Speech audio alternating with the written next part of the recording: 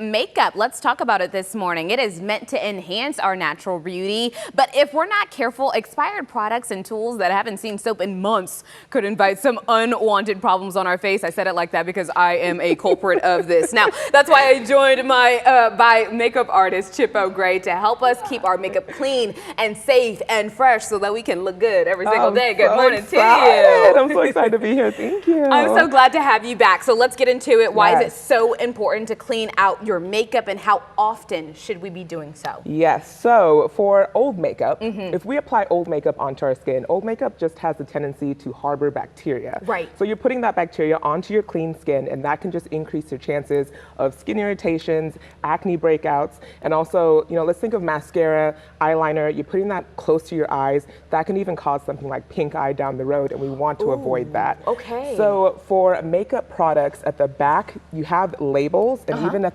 bottles, at the bottom, you have a label. And there's this little bottle here that has either a 6M, 12M, 24M. So that's the manufacturer telling you that this is how good the product will last after opening. And after that, you want to give that a toss. Got it. Okay, that is probably something to pay attention to that I honestly have not, or whatever. It really is important to look at that because I can tell you right now, in my cabinet, I got some makeup from about 2 years ago. Yes, indeed. Okay, so I've always wondered what we should do with our products if we're using them while we're sick, or maybe blemishes, cold sores. People face those every single day. Lips, and you were talking about mascara, lipstick, lip liners.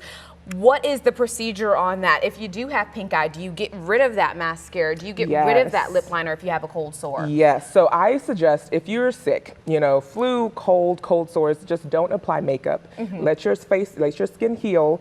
Avoid it if you can. Yes. Now, if you have to, you know, some days we just can't avoid it and we have to put on makeup, I would suggest that you keep your brushes really clean in between uses. And for mascara, toss it. Okay. It's just better to toss because what you're doing, it's not worth the hassle. It's not. You're applying it, bacteria is now in the wand, and then you're putting the wand back into that tube, and it's just going to harbor there. It's same thing with lipstick. Same thing with lipstick. You're putting the wand right back in and it's spreading, and you're just bringing the same bacteria right back to you. Reverse cycle. So, okay, understand. And honestly, because I've heard people say don't share mascara and then toss it in that way too. Yes. But I like that. Even for yourself, if you're Mm-hmm. going through something, let's get rid of it. Now, makeup isn't the only thing that needs to be cleaned out. What are some tips for cleaning our brushes, our tools, the things that we use to apply our makeup? So for brushes, I brought my brushes and my sponges today. So for brushes, I recommend that you go under lukewarm water in the sink with a soap product. I like to use Dawn dish soap or even Dial, you know, something you can find in the store. Dawn's gonna do it. If it can get the grease out the duckies, it'll get my makeup on my brushes. Yes, it can. Some drops in your hand under some water,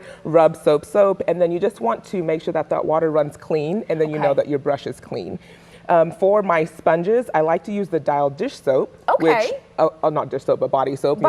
You can just also do it under running water, and you're just going to do this motion and squeeze, and squeeze until your water runs clean. That's so true because the Beauty Blender does absorb all of that foundation and all the things that blush, everything that you're putting on your face, it absorbs inside. What do you think of tools to clean the products? I know you have this little machine right here. Some people even have the things almost like a washboard where you scrub the brush against it. Do you like those as well? Like or do you think we should toss those as well too? I like the washboard more than I like these devices, but these are also, you know, if you just want to get a small set of brushes clean at one time, I just suggest that you change the water out frequently, because what you don't want to do is wash your brush in that dirty water, because again, that bacteria is just getting soaked back in. It's just soaking right back in. So it's not great. But if you're on the go, let's say you can't be at the sink, you can't do the running water, grab what I like, brush cleansers, cleaners, disinfectants. So I like to pour a little bit of this into a bowl.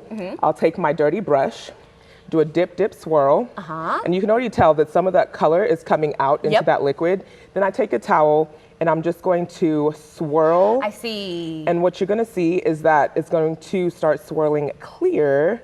And then you know that, okay, my brush is starting to get clean. Yeah. How often should we be cleaning these brushes? I suggest you clean your brushes once a week. I like to, yes. Once a week, Once a week. Okay. Now, I like to include my brushes into my daily clean every Sunday. I have a small set that I use in rotation, so that way at the end of the month, I'm not cleaning a whole bunch of, I'm just doing 5 or 6 each week. At a time? Yes. I will try. Where can people learn so much more? Because you really just read me for filth. you can find me on my Instagram at Chipo Gray, and also my YouTube Chipo Gray, and TikTok Chipo Gray. Very, very good. I apparently will be washing my makeup brushes this It's very Sunday. important. Chipo, Keep it thank you clean. so much for being here.